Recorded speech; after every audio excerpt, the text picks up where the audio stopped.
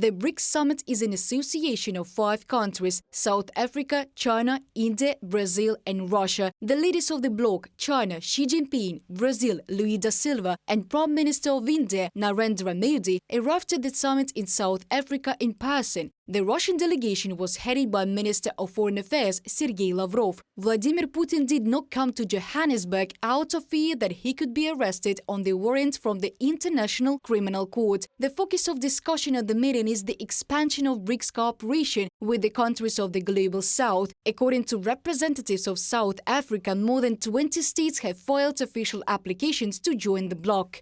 BRICS countries are all countries with important influence and shoulder important responsibilities for world peace and development. These new members provide a new starting point for BRICS cooperation and injects new impetus into the BRICS cooperation mechanism.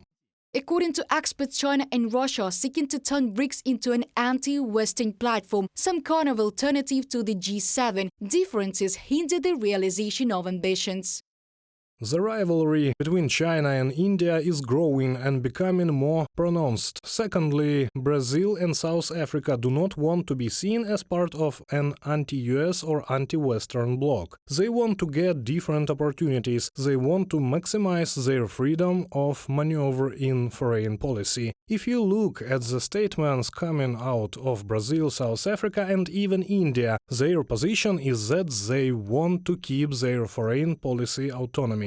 Levine, chief analyst, Eurasian Group USA, in an interview with Voice of America.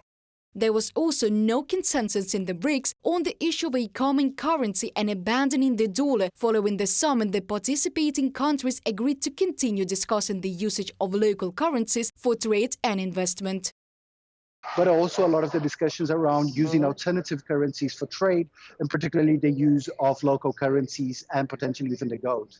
Another topic discussed by the summit participants was Russia's war against Ukraine. The leaders of Brazil and South Africa stressed the need for a peaceful resolution, but Putin, during his online speech, tried to justify a full-scale Russian invasion of Ukraine. In response, the leaders of the Republic of South Africa, Cyril Ramaphosa, and Brazil, Lula da Silva, said that the BRICS members would continue to support efforts to end the war and called on Moscow to resume participation in the Black Sea Grain Initiative, The Guardian writes. A criação de uma moeda. BRICS should act as a force that promotes mutual understanding and cooperation. Our willingness is expressed in the contribution of China, South Africa and my country to efforts to resolve the conflict in Ukraine. According to the chief analyst of the Eurasian Group of the United States, Levine, the war of the Russian Federation against Ukraine has weakened Moscow's position in BRICS. The Kremlin is losing leverage over the countries of the Global South. Russia can no longer offer resources to other states. Its economy is undermined and highly dependent on China, Vine says, and the reputation of the Russian president and his international isolation do not contribute to the growth of popularity either.